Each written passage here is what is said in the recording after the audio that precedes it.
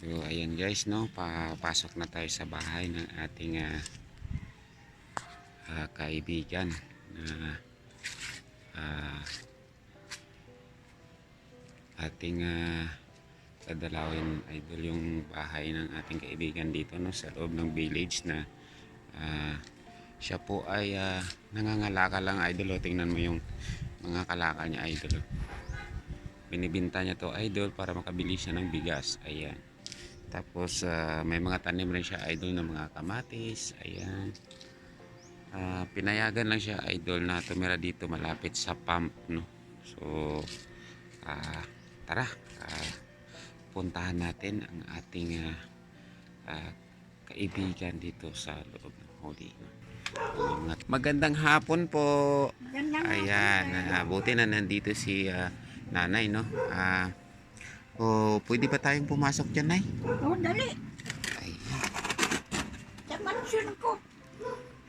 Ayan, ito idol yung bahay ng ating nanay. Ayun, upo ka na lang dyan, nay. Dito. Kausapin ko sana kayo kung saglit, kung okay lang.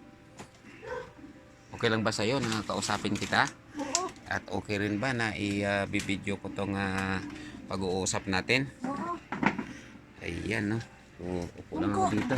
Dito lang ako. Ayan. Dali, dali. Ayan. Ayan si nanay, no. Ilang taon ka, nanay? Ano na, nandyan si 21 ako eh. 80 na ako. O, mga 80. Ayan, no. So, 80 na si nanay pero masipag pa rin, no, mga idol, no. Kaya lang, siyempre, sa hirap ng buhay dahil Balo na.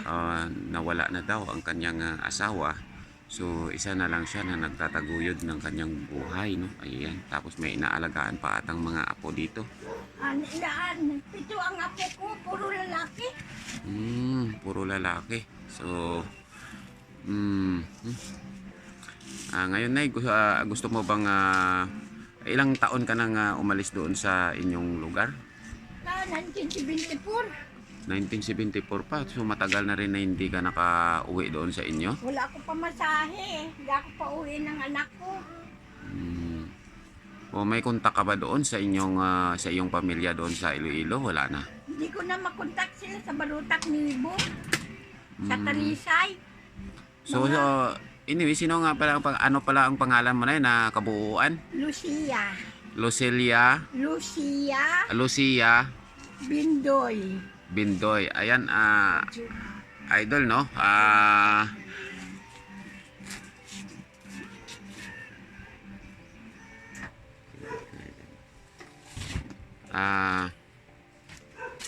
Si Lucia Bindoy. Oo. So, mga idol, no, kung sino man nakakikilala, no, sa ating idol na kay Lucia Bindoy, no, dito po siya sa Maynila, no. Gusto rin siyang umuwi diyan sa inyo sa may Barutak Nuevo, Iloilo. Talisay. Pero Talisay. Oh, ayan. Talisay. Ayan, pero hindi siya idol makauwi dahil sa kapos sa pera at marami na rin siyang apo na inaalagaan dito. So sana, no, sa inyo, sa nakakakilala or sa kapatid ni Nanay Lucia, no, baka pwede nyo po siyang makontak. Pwede nyo rin siya makontak. Mag-message lang po kayo sa akin kung gusto nyo siyang makita or gusto nyo siyang mapuntahan, no. At saka, sino ba yung mga kapatid mo doon ay sa sila Merlin. ayan, no? Mga Bindoy. Si Merlin Bindoy, Si Melinda. Melinda Bindoy, Si Maret. ayan si Maret, Rolando. ayan si Rolando. Yan ang kapatid. Aywan ko mga pamangkin ko, hindi ko nakilala lang. Tatlo lang. Okay. So ayan mga idol, no, medyo nakakalimot na si nanay sa mga ano niya doon, no, sa mga pamilya niya doon. Pero sana kung makita niyo to, si nanay po ay medyo hirap, no, sa buhay dito, gawa nga ng wala na siyang kasama sa buhay na natutulong sa kanya mga idol. So kung nakita nyo sa una nating video mula kanina sa pagpasok natin, si nanay ay namumulot lang no ng plastic para may ibili siya ng kanyang pagkain. At ang kuryente mo ata dito ay libre lang naman no. Libre lang ng village. Ayan no. So tirahan. ayan no. So Kaya nagtatrabaho kami dati dito kaya maraming salamat no sa dito sa village no na nabigyan din si nanay ng libreng tirahan at kuryente no. So ayan no. So kung sino man nakakakilala no sa kay nanay no. Baryo Talisay, Barotac Nuevo, Ayan no. Iloilo. So kung sino man nakakakilala sa kay nanay diyan, kay Nanay Lucia no, pwede kayong mag-PM sa akin. Ano Bindoy. Oo, kay Nanay Lucia Bindoy, ayan no. So pwede kayong mag-PM sa akin no para kung gusto nyong mapuntahan si nanay dito sa Maynila no.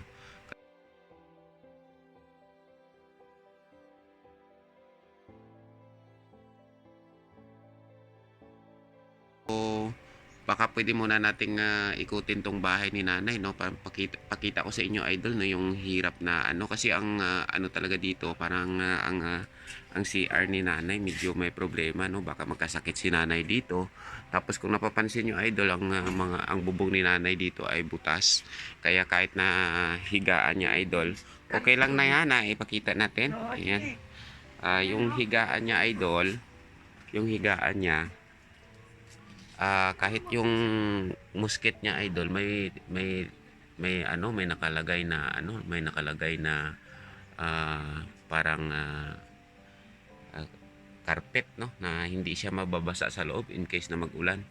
Ayan idol, mga butas-butas na ang no yung mga dingding. Ayan, kung makita natin idol na yung dito sa likod niya luna na lang no. Tapos dito idol, pagpasok mo dito sa kanyang CR idol ay kung mapapansin nyo tinakpan na ng buhangin ni nanay no kasi puno na daw at nangangamoy. So ngayon sa ibang sa kaibigan na lang siya, kung sino yung kakilala niya doon na lang siya nakiki-CR no. So mahirap sa kanya no na may edad na at paano kung gabi no, aabutan ka ng nasi-CR ka. So hindi, nakakahiya naman idol no na pupunta ka pa doon sa ibang lugar no sa kaibigan mo para lang mag-CR no. So sana idol no kung may makatulong po sa kanya sa ating mga kababayan diyan, mga OFW no, mga ano natin diyan na may mga sobra sa buhay no. Kasi ako idol even sa start ko pa lang dito sa larangan ng na to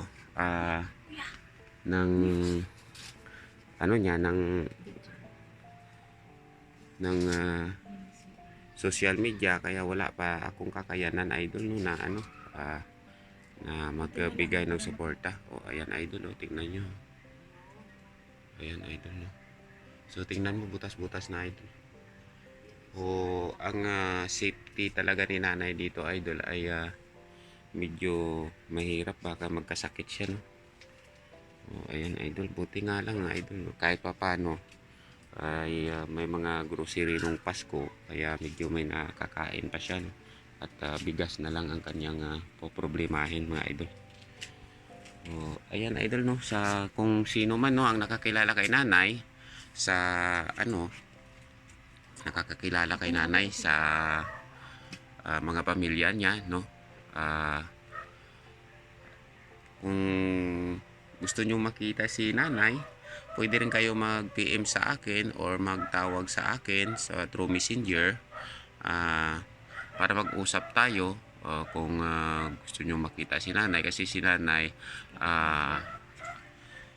wala siyang sapat na pera para makauwi dyan sa inyo, or either din sa ating mga kababayan na gustong tumulong sa kanya na para makauwi din sa kanila